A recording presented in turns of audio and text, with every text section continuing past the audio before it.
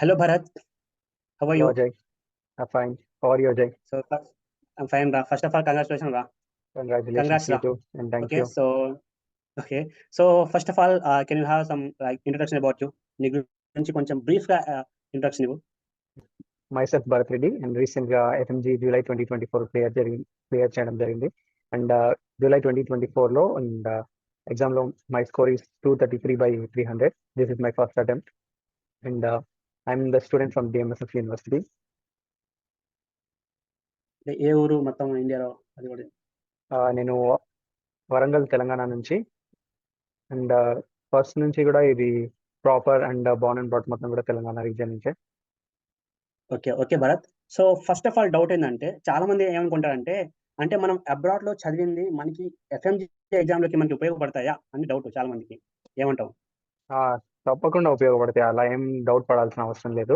So because మనం ఇక్కడికి వచ్చి చదివేది జస్ట్ ఒక 4 months మాత్రమే.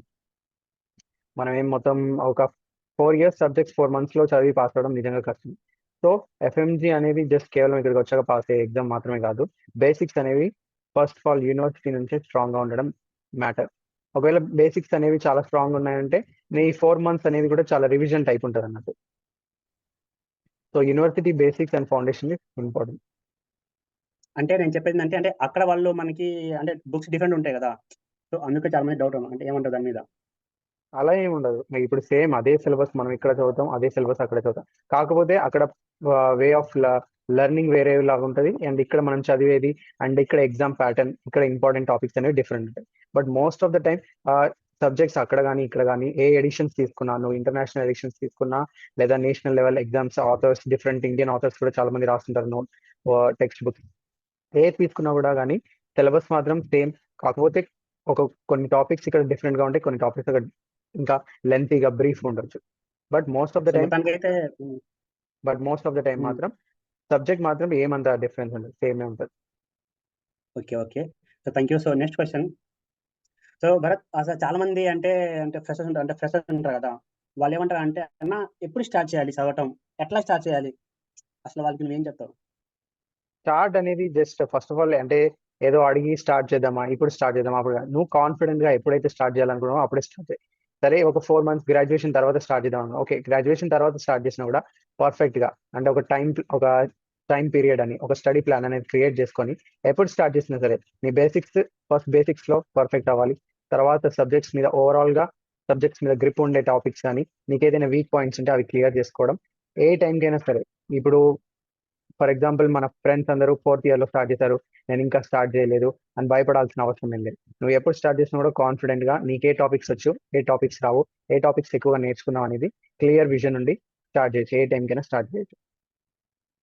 ఓకే భరత్. సో ఇంకోటి ఏంటంటే చాలా మంది ఫ్రెండ్స్ ఉంటారు, వాళ్ళు ఏమంటారంటే నేను first year second year third year ఏం చదవలేదు, సో నేను ఇప్పుడు కొత్తగా స్టార్ట్ చేస్తున్నాను. అయినా వాళ్ళు ఏం చేస్తారంటే చదువుతారు, బట్ ఎఫ్ఎంజీలోకి 140 దగ్గర ఆగిపోతారు. అలాంటి వాళ్ళకి ఏం చెప్తావు? And first year second year చదవలేదు అనేది వాళ్ళ డౌటా మెయిన్ గా? అంటే ఫస్ట్ 3 years ఏం చదవలేదు, కానీ డైరెక్ట్ గా ఎఫ్ఎంజీకి ప్రిపేర్ అయ్యాను, బట్ ఫెయిల్ అయిపోయాను, 130 దగ్గర స్టక్ అయిపోయాను. అంటే ఎక్కడ లోపు ఉంది? సో యాక్చువల్లీ ప్రాక్టీస్ అనేది ఇంపార్టెంట్ ఏ ఎగ్జామ్ కైనా. ఇప్పుడు ఈ ఎగ్జామ్ మెయిన్ గా వచ్చేసి ఎంసీక్యూస్ ప్యాటర్న్, థియరీ ఎగ్జామ్ కాదు. మనం ఏదైనా నేర్చుకొని మనకి అక్కడ రాసేది. ఇది పాయింట్ ఆఫ్ వ్యూ ఏంటంటే ఎంసీక్యూస్ పర్ఫెక్ట్ గా మనకి ఆప్షన్స్ అనేవి ఎలిమినేట్ చేయాలి. ఏవైతే రాంగ్ ఆప్షన్స్, ఏవో అన్రిలేటెడ్ ఆప్షన్స్ అనేవి ఎలిమినేట్ చేయడం. తర్వాత కన్ఫ్యూజింగ్ ఆప్షన్స్ కూడా ఉంటాయి. సో ఆ రెండింటిలో ఏది సెలెక్ట్ చేసుకోవాలి, పర్ఫెక్ట్ గా ఆన్సర్ చేయడం ఇలా. దానికి మెయిన్ రీజన్ ఎందుకంటే 148 149 దగ్గర ఎందుకని ఆగిపోవడం జరుగుతుందంటే it's not about basics. First year second year week ఉండడం వల్ల లేదా థర్డ్ ఇయర్ మిస్ అవ్వడం వల్ల అలా కాదు. ప్రాక్టీస్ అనేది లేకపోవడం, నెంబర్ ఆఫ్ రివిజన్స్ తగ్గిపోవడం. And I mean this is different from person to person. అంటే ఒక్కోరి రివిజన్ ప్లాన్, ఒక్కోరి స్టడీస్ ప్లాన్ డిఫరెంట్ గా ఉండొచ్చు. బట్ మెయిన్ ఏంటంటే ప్రాక్టీస్ అనేది ఇంపార్టెంట్. ఎంసీక్యూ ప్రాక్టీస్ కావచ్చు, తర్వాత టాపిక్ వైజ్ ప్రాక్టీస్ కావచ్చు, సబ్జెక్ట్ అనేది రివిజన్, నెంబర్ ఆఫ్ రివిజన్స్ ఎలా అయితే చేస్తామో సో నెక్స్ట్ టైం మిస్టేక్స్ చేయకుండా ఉండగలం అన్నట్టు. ఈవెన్ ఒకవేళ నా ఎగ్జాంపుల్ కూడా చెప్పాలంటే నేను మాక్సిమం ఒక 10 గ్రాండ్ టెస్ట్లు రాశాను. సో ప్రతి గ్రాండ్ టెస్ట్ లో కూడా ఇంప్రూవ్మెంట్ అనేది ఉండాలి. So what I felt, so నాకు కూడా స్టార్టింగ్ లో 148 147 అలాంటివే వచ్చాయి. బట్ స్టిల్ ఎక్కడంటే ప్రాక్టీస్, నెంబర్ ఆఫ్ రివిజన్స్ మనం చేస్తూ వెళ్తే number of examinations MCQs practice చేసే కొద్దీ సో 148 149 కూడా ఈజీగా క్రాస్ అవ్వచ్చు. ఎందుకంటే స్ట్రక్ అవుతున్నారు అక్కడ అంటే మెయిన్ గా రివిజన్ కావచ్చు, తర్వాత బేసిక్స్ రిపీట్ మిస్టేక్స్ చేయడం కావచ్చు.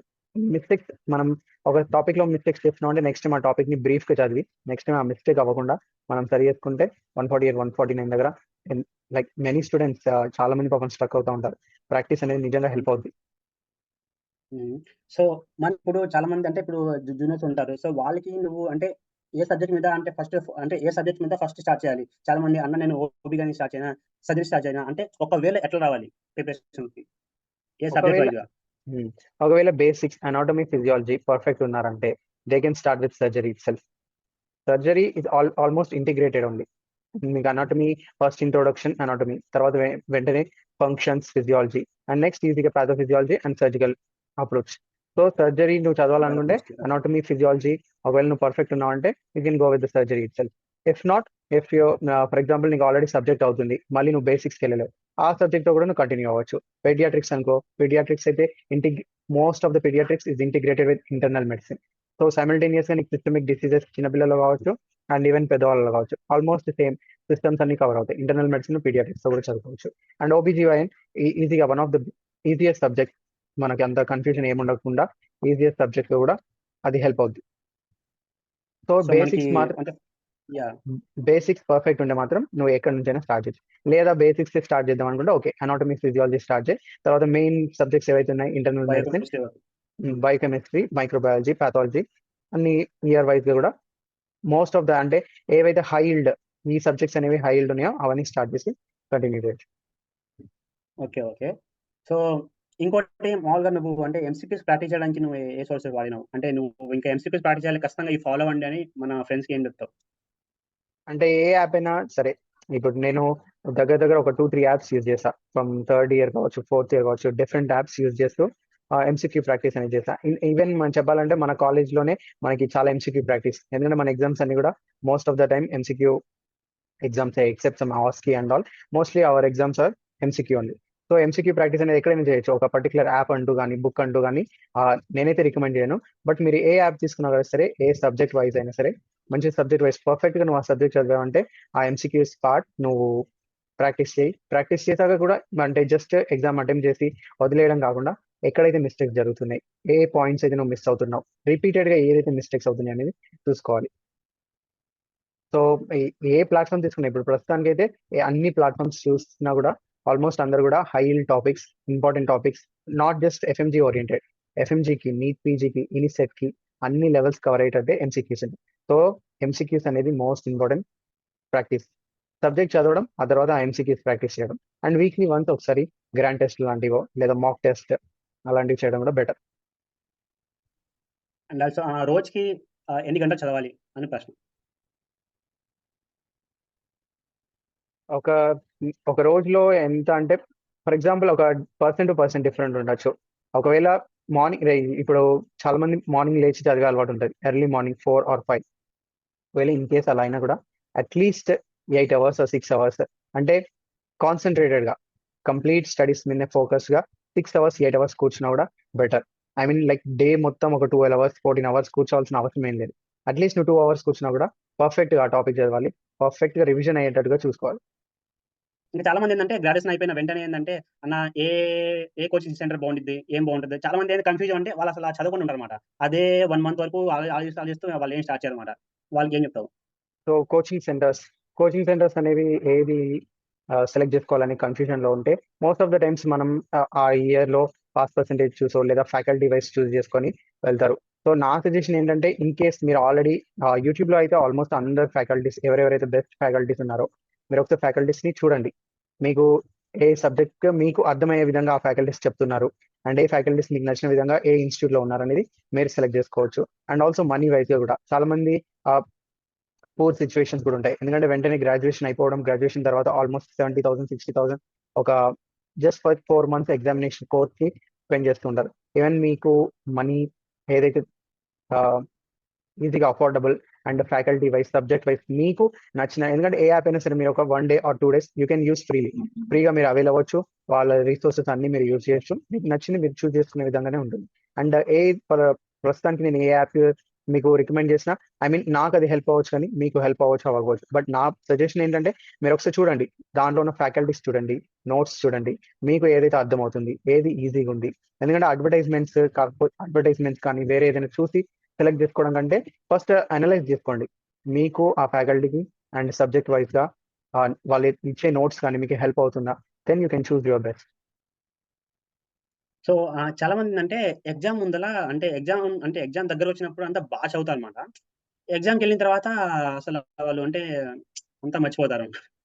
వాళ్ళందరికీ ఏం చెప్తావు అంటే వాళ్ళకి గ్రాండ్ టెస్ట్ లో 180లు 170లు వచ్చాయి. బట్ ఏంటంటే ఆఫ్టర్ ఎగ్జామ్ వచ్చేసరికి వాళ్ళకి భయాలు వస్తున్నాయి, ఏమవుతుందో అర్థం కావట్లేదు.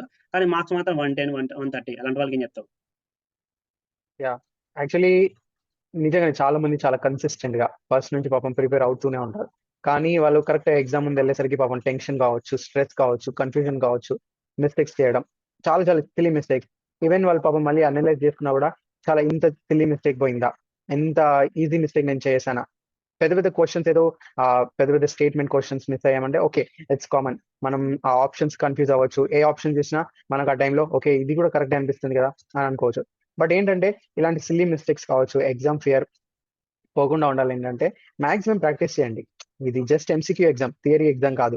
నీకు ఇప్పుడు ఒక థైరాయిడ్ మ్యాలిగ్నెన్సీ ఇచ్చి ప్రతి ఒక్కటి డిఫరెన్షియేట్ చేయి అండ్ 2 పేపర్స్ వరకు ఫిల్ చేయని మాత్రం ఎవరు అడగరు. అక్కడ ఆల్రెడీ 4 ఆప్షన్స్ ఇస్తారు. మీరు మాక్సిమం ప్రాక్టీస్ చేయండి, practice practice practice. And first of all question ని ఎలా అప్రోచ్ అవ్వాలంటే elimination process, unrelated options first eliminate చేసి మిగతా ఆప్షన్స్ ని సెలెక్ట్ చేసుకోవడం. అండ్ ఏవైతే కన్ఫ్యూజ్ అవుతారో మీరు, ఏ 2 options between 2 options you have to choose the best. Please try to practice more and you will have the very good time, ample of time మీకు మిగులుతుంది examination హాల్లో కూడా. మాక్సిమం స్ట్రెస్, ఎందుకు stress అంటే ఆ ఎగ్జామ్ ఫియర్. అఫ్ కోర్స్ ఈ FMG exam కానీ ఏ exam తీసుకున్నా కూడా మేజర్ ఫియర్ మనకు ఉంటుంది. మాక్సిమం మీరు స్ట్రెస్ లేకుండా ప్రాక్టీస్ చేయండి, ఇంట్లోనే బాగా ప్రాక్టీస్ చేయండి. అండ్ ఎగ్జామ్ హాల్ వెళ్ళాక కూడా అలాగే ఫీల్ అవ్వండి, ఇది ఎగ్జామ్ హాల్ కాదు, జస్ట్ నేను మళ్ళీ ఇంకో ప్రాక్టీస్ టెస్ట్ చేస్తున్నాను అనుకోండి. అండ్ అలా ప్రాక్టీస్ చేస్తే మీకే ఏ క్వశ్చన్ చూసినా ఈజీగానే అనిపిస్తుంది. Okay. So next question is online or offline which is best one? నేను యాక్చువల్లీ ఆఫ్లైన్ కోచింగ్ తీసుకున్నా. And after Covid I think online or offline both are seems to be same. దాంట్లో పెద్ద difference ఏం లేదు. కాకపోతే ఏంటంటే ఆన్లైన్లో మీరు కన్సిస్టెంట్ గా ఉండగలరా, మార్నింగ్ నుంచి లేవగానే ట్యాబ్ కానీ ల్యాప్టాప్ కానీ దాంట్లో ఆన్లైన్ చూడడం కంటిన్యూస్ గా మీరు చూడగలరంటే ఓకే, నో ప్రాబ్లం, ఆన్లైన్ చూసుకోవచ్చు. లేదు, నాకు ఆన్లైన్ అయితే చాలా కష్టం, వేరే పనులు ఉంటాయి ఇంట్లో చేసుకోవడం, లేదా ఇంకా చాలా పనులు ఉంటాయి, ఇంటర్నెట్ ప్రాబ్లం కావచ్చు, ఇంకోటి కావచ్చు, అట్లాంటప్పుడు ఆఫ్లైన్ చూస్ చేసుకోవడం బెటర్. నా నా చాయిస్ ఏంటంటే offline is always better than online. Because after covid అనుకుంటా చాలా వరకు ఆన్లైన్ అనేది ఎక్కువ ఎవాల్వ్ అయింది. But still offline is one of the best. But offline లో ఏంటంటే ఒక మైనస్ పాయింట్ ఏంటంటే హాస్టల్ ఫెసిలిటీస్ ఉండకపోవడం. అండ్ ఇన్ కేస్ మీకు హాస్టల్ ఫెసిలిటీస్ తో కూడా ఇబ్బంది ఉండడం, ఫ్యామిలీతో స్పెండ్ చేస్తూ still you can manage everything, then you can good to go for online. Okay. Okay. So ఇప్పుడేందంటే చాలా మంది అంటే ఇప్పుడు ఎగ్జాంపుల్ చాలా మంది ఇప్పుడు ఉంటాయి కదా! మనకి ఫారో, లాడర్ యాప్స్ ఉన్నాయి కదా! సో మనకేందంటే దాంట్లో అన్ని రికార్డెడ్స్ ఉండుంటాయి. దాంట్లో అన్ని రికార్డెడ్ ఉన్నాయి కదా!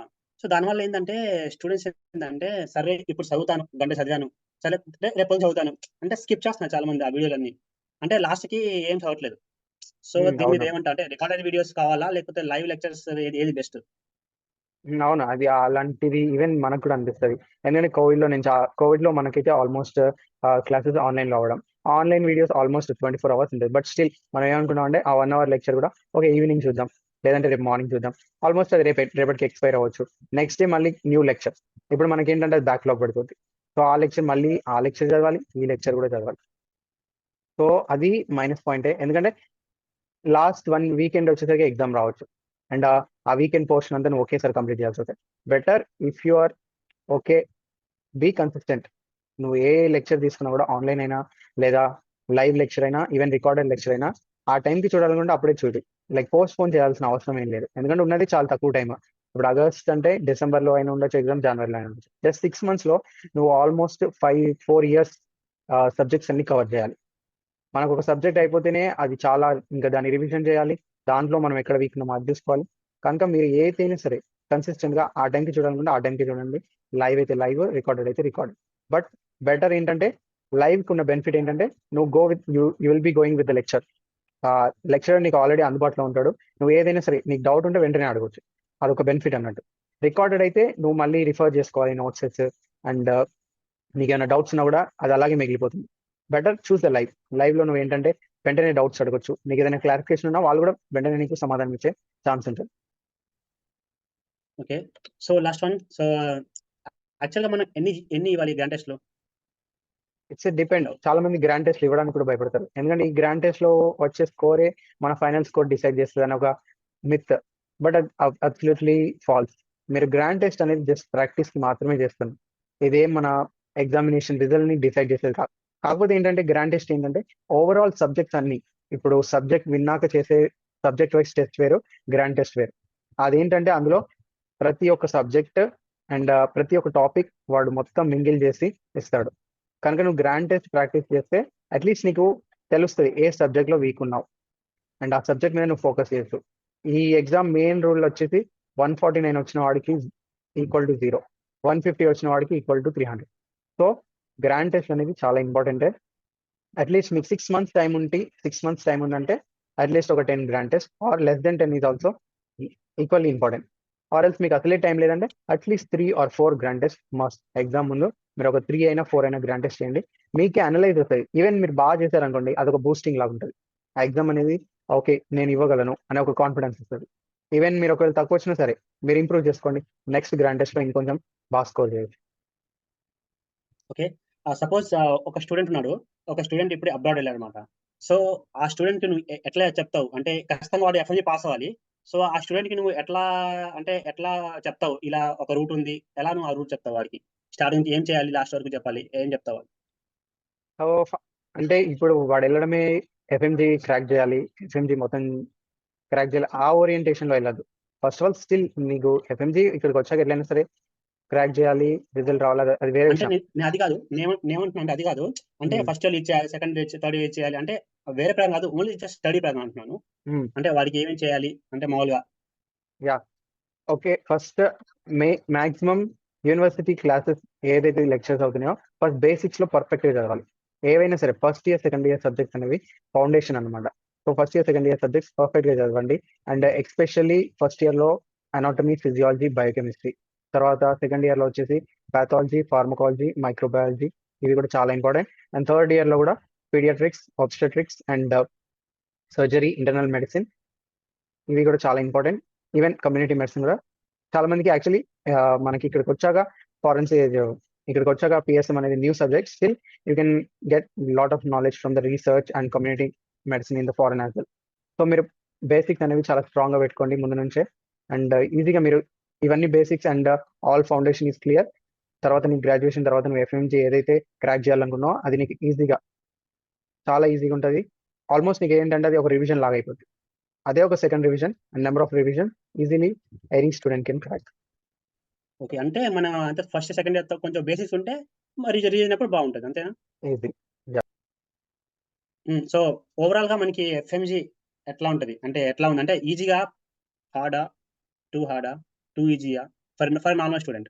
అండ్ ఆల్సో ఎందుకు ఎఫ్ఎంజీ పాసింగ్ రేట్ ఓన్లీ 20%, 50% ఉంది. ఎందుకు అంతమంది ఫెయిల్ అవుతున్నారు? నీ మీద ఏం చెప్తావు దీని మీద? మోస్ట్లీ ఎఫ్ఎంజీ పాసింగ్ పర్సెంటేజ్ తక్కువ ఉందంటే ఈవెన్ మనం వేరే ఏ ఎగ్జామ్ స్టాటిస్టిక్స్ యూఎస్ఎంఎల్ అలాంటివి తీసినా కూడా, యూఎస్ఎంఎల్ వరల్డ్ వైడ్ రాసినా కూడా దాని పాసింగ్ పర్సెంటేజ్ కూడా చాలా తక్కువే. బట్ సబ్జెక్ట్ ఏదైనా సరే సేమ్. ఎవరు అటెంప్ట్ చేసినా కూడా same subject, same topic. It's repeating from so long. దీనిలో ప్రతి ఇయర్ ఏం పేపర్ మార్చట్లేదు, సేమ్ టాపిక్స్ ఆల్మోస్ట్. ఈవెన్ ఏ మీరు ఇన్స్టిట్యూట్ తీసుకున్నా, ఏ నోట్స్ తీసుకున్నా కూడా వాళ్ళు కూడా చెప్పేది అది. మోస్ట్ ఇంపార్టెంట్ టాపిక్స్, పీవైక్యూ, పీవైటీస్, ఇవే చెప్తూ ఉంటారు. సో ఎగ్జామ్ అనేది అంత పెద్ద హార్డ్ ఏం కాదు. సో పాసింగ్ పర్సెంటేజ్ ఎందుకు తక్కువ ఉందంటే maximum exam fear. Number of the students ఇస్తున్నా కూడా పాపం వాళ్ళకి అక్కడికి వెళ్ళాక ఎగ్జామ్ ఫియర్ ఉండొచ్చు. తర్వాత ప్రాక్టీస్ అండ్ రివిజన్ తక్కువ అయి ఉండొచ్చు. దానివల్లే చాలా మంది కూడా 148, 149 దగ్గరే అయిపోతున్నారంటే మాక్సిమం ప్రాక్టీసే చాలా తక్కువ. Even I'm not telling that they are not giving their best. Almost every student is giving their level best. I think practice and revision is far more important than reading all the subjects. So revision, number of time the revisions and practice చేస్తే ఎక్కువ వినే chances ఉంటాయి. So నువ్వు ఏం తీసుకున్నావు? అంటే నువ్వు ఎట్లా చేసావు? నువ్వు నీ ప్రిపరేషన్ ఎప్పుడు స్టార్ట్ చేస్తున్నావు? Preparation first year and second year almost just like Covid లో క్లాసెస్ కావచ్చు, తర్వాత జస్ట్ ఓన్లీ ఎగ్జామ్ ఓరియంటెడ్ చదవడం, అక్కడ అంటే ఆ ఎగ్జామ్ వరకే మనం చదవడం, అది మాత్రమే జరిగింది first year and second year. First year and second year అంత పెద్ద నేర్చుకుంది కానీ చదివింది అది యూజ్ అయింది మాత్రం చాలా చాలా తక్కువ. But still first year basic really help me a lot. And also second year నుండి నాకు ఎక్కువగా అంటే ఎక్కువగా ప్రాక్టీస్ చేయడం, రివిజన్ చేయడం అనేది ప్రాక్టీస్ అనేది అలవాటైంది second year. But third year లో వచ్చేసరికి ఏంటంటే అన్నీ వచ్చేసి major subjects, most important subjects. So అదే major subject even fourth year లో కూడా రిపీట్ అవ్వడం. So double time revision. So నా ఫుల్ లెంత్ ప్రిపరేషన్ అనేది స్టార్ట్ అయింది మాత్రం ఫోర్త్ ఇయర్ నుంచి అని చెప్పాలి. ఫోర్త్ ఇయర్ నుంచి, ఎందుకంటే థర్డ్ ఇయర్ లో చదివిన మళ్ళీ మనం ఫోర్త్ ఇయర్ లో క్లినికల్ రొటేషన్స్ లో చదివేటప్పుడు సో టైం ఉన్నప్పుడు ఆ టాపిక్స్ అన్ని నేను ఎక్కడైతే వీక్ ఉన్నానో అవి కంప్లీట్ చేసుకోవడం, ఎక్కడైతే చాలా పర్ఫెక్ట్ ఉన్నానో అవి మళ్ళీ రివిజన్ చేసుకోవడం. సో ఫోర్త్ ఇయర్ నుంచి నేను స్టడీ ప్లాన్ అనేది క్రియేట్ చేసుకొని యూజ్ చేశాను. ఏమనుకుంటా అంటే ఎక్కువగా పీవైక్యూస్ సాల్వ్ చేయాలి అంటే, సో చాలా మంది ఏమనుకుంటా అంటే ఏముందిలే పీవైక్యూస్ ఎక్కువ సాల్వ్ చేస్తే ఎగ్జామ్ పాస్ అయిపోవచ్చు అని అనుకుంటారు. సో పీవైక్యూస్ రియల్లీ హెల్ప్సా? PYQs will not help. To be frank, PYQs ఏంటి, జస్ట్ సింపుల్ గా ఆల్రెడీ ఎగ్జామ్ లో వచ్చినాయి, ఇవేం మనకి అఫీషియల్ వెబ్సైట్ నుంచి రిలీజ్ చేసిన క్వశ్చన్స్ అయితే కాదు. ఆ ఎగ్జామ్ పేపర్ అనేది చాలా confidential. So PYQs mostly students recall మాత్రమే. దాంట్లో నుంచి నువ్వు నేర్చుకోవాల్సింది పీవైక్యూ, ఓకే ఈ క్వశ్చన్ కి ఇదే ఆన్సర్, అలా కాకుండా ఆ పీవైక్యూస్ ని కూడా చాలా యూజ్ చేసుకునే చాలా మంచిగా యూజ్ చేసుకోవచ్చు. ఏంటంటే ఫర్ ఎగ్జాంపుల్ మలేరియా పీవైక్యూస్ ఉన్నాయి. మలేరియా పీవైక్యూస్ చదవనక్కర్లేదు, మలేరియా టాపిక్ చదివితే చాలా ఇంపార్టెంట్. ఈవెన్ మొన్న జరిగిన ఎగ్జామ్ లో కూడా మలేరియా నుంచి 3-4 క్వశ్చన్స్ వచ్చాయి. సో నువ్వు అదే పీవైక్యూస్ చదివే బదులు ఆ టైంలోనే ఆ టాపిక్ ఓపెన్ చేసి చదివితే ఇంకా చాలా హెల్ప్ అవ్వచ్చు, ఇంకొంచెం నువ్వు నేర్చుకోవచ్చు. నెక్స్ట్ క్వశ్చన్ ఏ విధంగా ఇచ్చినా కూడా నువ్వు అదే ఆన్సర్ చేసే ఫెసిలిటీ అనేది ఉంటుంది.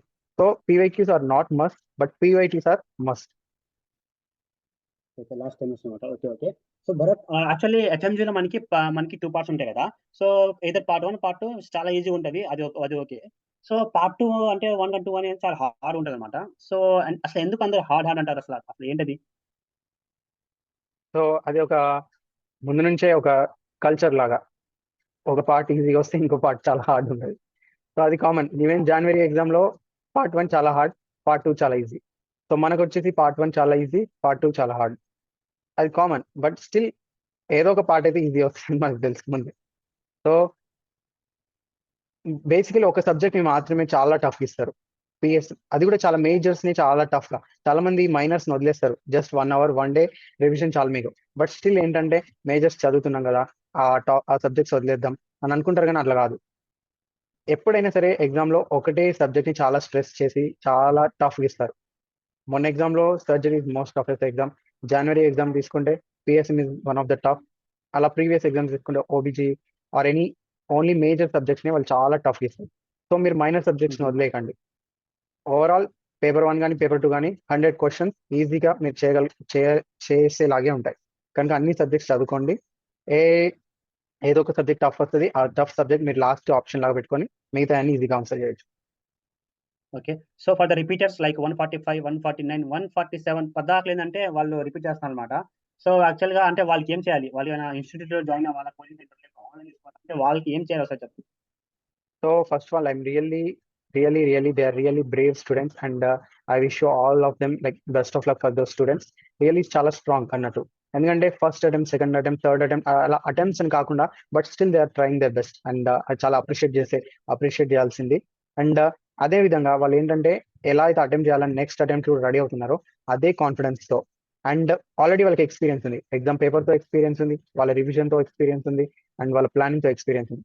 నేను వాళ్ళకి ఇచ్చే సజెషన్ అని కాదు, కానీ వాళ్ళ బెస్ట్, వాళ్ళకి బెస్ట్ గా అయ్యేటట్టు నేనేం చెప్పాలనుకుంటున్నా అంటే ప్లీజ్ కంటిన్యూ యువర్ రివిజన్. ఎంత స్ట్రాంగ్ అయితే మీరు అటెంప్ట్ చేయడానికి ముందుకు వెళ్తున్నారో అంతే స్ట్రాంగ్ గా ప్రాక్టీస్ చేయండి, అంతే స్ట్రాంగ్ గా నెక్స్ట్ అటెంప్ట్. ఆల్రెడీ ఒక అటెంప్ట్ ఇచ్చారు కాబట్టి మీకు ఆల్రెడీ తెలిసి ఉంటుంది ఎలా ఉంటుంది ఎగ్జామ్ పేపర్ అనేది. మీరు ఎక్కడైతే వీక్ ఉన్నారో ఆ వీక్ టాపిక్స్ అనేవి ఓవర్కమ్ చేసి మీ స్ట్రాంగ్ బేసిక్స్ అలాగే ఇంకా స్ట్రాంగ్ చేసి అండ్ వీక్ టాపిక్స్ లో కూడా ఓవర్కమ్ అయి ప్రాక్టీస్ చేయండి.